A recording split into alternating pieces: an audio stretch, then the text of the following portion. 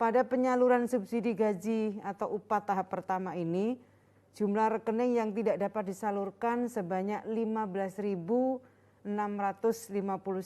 rekening penerima.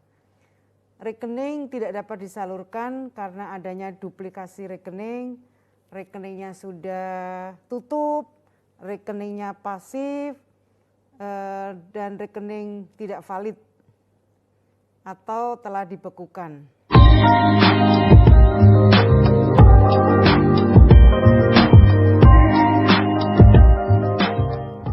Subscribe di tombol merah di bawah ini. Halo sahabat pekerja, kembali lagi bersama Sapoholic Channel. Nah, sahabat pekerja sudah mendengarkan pernyataan dari Ibu Ida Fauzia selaku Menteri Ketenagakerjaan bahwasannya dari tahap pertama bantuan subsidi upah yang diterima dari BPJS Ketenagakerjaan ada yang gagal proses transfer, yaitu sebanyak 15 ribuan peserta atau 0,06% dari 2.500.000 data calon peserta penerima bantuan subsidi upah. Baru tahap 1 saja sudah ada 15 ribuan peserta yang gagal proses transfer. Nah, bagaimana apabila 15 juta, 7 itu sudah diserahkan ke Kemenaker? Ini pasti banyak yang mengalami hal yang sama, akan mengalami banyak yang gagal proses transfer ke rekening peserta.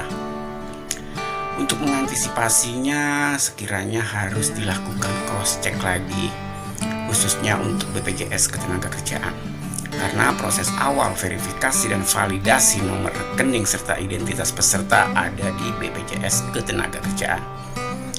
Dari BPJS Ketenagakerjaan harus dicek lagi nama-namanya, nomor NIK, induk kependudukannya juga harus dicek, karena bisa saja nama itu banyak yang sama. Se-Indonesia Raya nama itu banyak yang sama. Jadi selain dicek data kepesertaan nama, harus dicek juga dengan nomor induk kependudukan. Nah, ini harus dijalin kerjasama dengan perbankan pada saat verifikasi dan validasi data peserta, agar tidak terulang lagi pada saat proses transfer di bank penyalur. Ini sangat merugikan pihak peserta atau pekerja itu sendiri, karena dia sangat berharap banget bantuan subsidi upah ini. Tapi ini bukan 100% kesalahan dari BPJS Ketenagakerjaan. Ini juga harus dicek juga oleh pihak PIC HRD ataupun PIC badan usaha sebelum diserahkan ataupun sebelum dilaporkan ke BPJS Ketenagakerjaan. Data peserta tersebut harus dicek kembali apakah pada saat proses upload itu sudah benar. Apakah pada saat proses upload ke SIPP, nama, nomor NIK, dan nomor rekening itu sudah sesuai masing-masing peserta. Karena bisa saja pada saat melakukan upload di template Excel-nya itu dilakukan penyesuaian hanya berdasarkan nama. Ingat bahwa nama se-Indonesia Raya itu banyak yang sama. Usahakan pada saat memfilter proses nomor rekening peserta, dicek juga berdasarkan nomor induk kependudukan, karena itu merupakan pembeda antara peserta satu dengan peserta yang lainnya, sehingga tidak ada yang namanya duplikasi nama lagi di Kementerian Ketenagakerjaan. Selain itu juga pihak para peserta atau pekerja juga ikut andil dalam gagal transfer ini, khususnya untuk yang nomor rekeningnya itu sudah tidak aktif ya. Dari awal harusnya peserta mengecek apakah nomor rekeningnya ini masih aktif atau pasif di bank tersebut. Nah, ini bisa dilakukan dengan cara melakukan transaksi ataupun melakukan transfer apabila masih menerima transaksi ataupun bisa melakukan transaksi, itu bisa dikatakan aktif. Tapi apabila transaksinya ditolak, itu sudah bisa dikatakan non-aktif.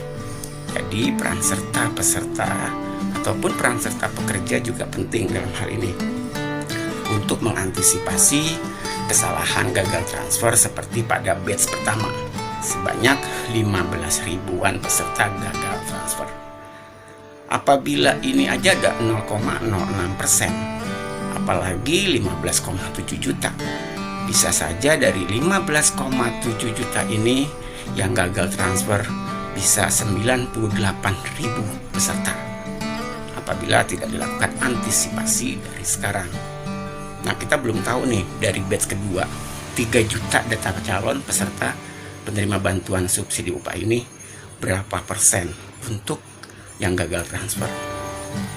Oke, sahabat pekerja, jadi perlu diperhatikan lagi. Jadi untuk kedepannya kita antisipasi dari pihak BPJS, dari pihak PIC HRD, dan dari pihak peserta harus bekerja sama untuk mengumpulkan nomor rekening yang benar-benar aktif dan valid.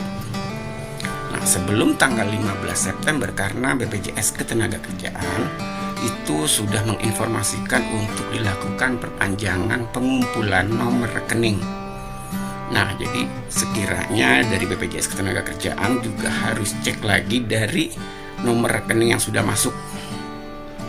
Dicek kembali nomor rekening yang sudah masuk itu apabila ditemukan masih adanya duplikasi nama ataupun nomor rekening yang tidak aktif, harap dikembalikan ke PIC Badan Usaha secepatnya. Setelah itu PIC HRD langsung menginstruksikan ke peserta yang namanya tidak valid ataupun nomor rekeningnya tidak aktif ini segera memperbarui, segera melakukan koreksi atas rekening tersebut. Nah, jadi mungkin itu ya solusi dari saya ataupun saran dari saya untuk semua pihak, baik BPJS Ketenagakerjaan, baik itu PIC HRD, baik itu peserta itu sendiri, harap kerjasamanya dalam program bantuan subsidi upah tersebut.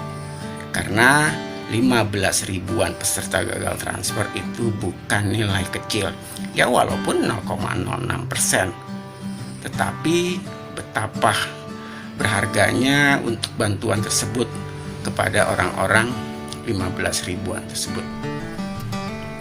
Oke, sahabat pekerja, jadi duplikasi nama ataupun nomor rekening tidak aktif itu adalah penyebab kenapa belum bisa berhasilnya proses transfer pada batch pertama ini. Oke, sahabat pekerja, demikian informasi yang bisa saya sampaikan. Apabila dirasa bermanfaat channel ini, jangan lupa untuk like dan subscribe. Jangan lupa share ke sahabat pekerja lainnya agar memperoleh informasi dan pemahaman yang sama. Oke, sahabat pekerja, sampai berjumpa di video berikutnya. Salam sukses dan terima kasih.